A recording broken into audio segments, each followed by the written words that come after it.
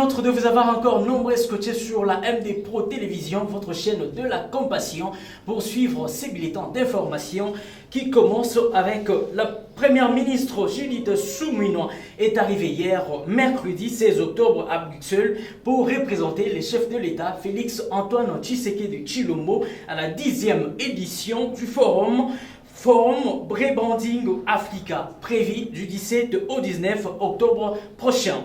Cet événement rassemble le leader d'opinion autour du thème « Ensemble, construisons l'Afrique », mettant à l'honneur la République démocratique du Congo. Le président de l'Assemblée nationale, l'honorable Vitalo Kamere, a échangé hier mercredi avec la ministre d'État en charge de l'éducation nationale, Madame Raissa Malou, sur la question de la rémunération des enseignants. À cette occasion, la ministre d'État en charge de l'éducation nationale a remis au président de la Chambre basse du Parlement un exemplaire du plan quinquennal de l'éducation nationale congolaise, symbolisant ainsi un pas vers la solution concrète pour l'amélioration de la situation des enseignants congolais. Une séance de sensibilisation des organisations du secteur privé sur la facture normalisée a été organisée ce mercredi 16 octobre 2024 au Fleuve Congo Hotel à Kinshasa, présidée par le ministre de Finances Doudou Famba Lukunde. Celle-ci est un outil de gestion et de contrôle interne qui vise à lutter contre la concurrence déloyale entre l'opérateur économique et la fraude liée à la taxe sur la valeur ajoutée TVA. Dans un communiqué de presse, le ministère des Mines de la République démocratique du Congo réitère son engagement ferme dans la lutte contre le travail des enfants dans l'exploitation artisanale du cobalt.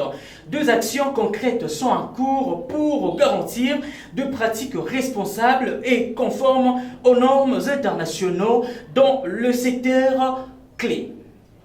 C'est depuis lundi 14 octobre dernier que le gouverneur de la ville de Kinshasa, Daniel Bumba Lubaki, avait lancé au terrain Chobo, dans la commune de Massina, la campagne de sensibilisation pour le respect de la norme au milieu urbain. Cette campagne, initiée dans le cadre de l'opération Coup de poing, sera pilotée par le service national dirigé par le général-major Jean-Pierre Kassongo Kabwit et qui sera chargé de veiller au respect de la loi dans le domaine comme la circulation routière, l'assainissement et dans plusieurs secteurs de la vie sociale. Bouclons cette édition du bulletin d'information avec cette intervention de l'Union pour la démocratie et le développement social suite à l'urgence qui s'impose pour la réorganisation du parti UDPS.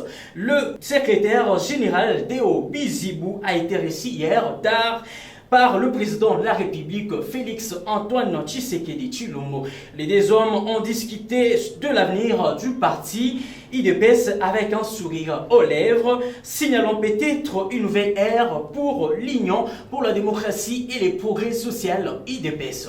Mesdames et messieurs, c'est ainsi que tout s'achève cette édition de bulletin d'information proposée par la rédaction de la MD Pro Télévision, votre chaîne de la compassion. Les infos restent en continu sur votre fréquence. D'ici là, portez-vous bien.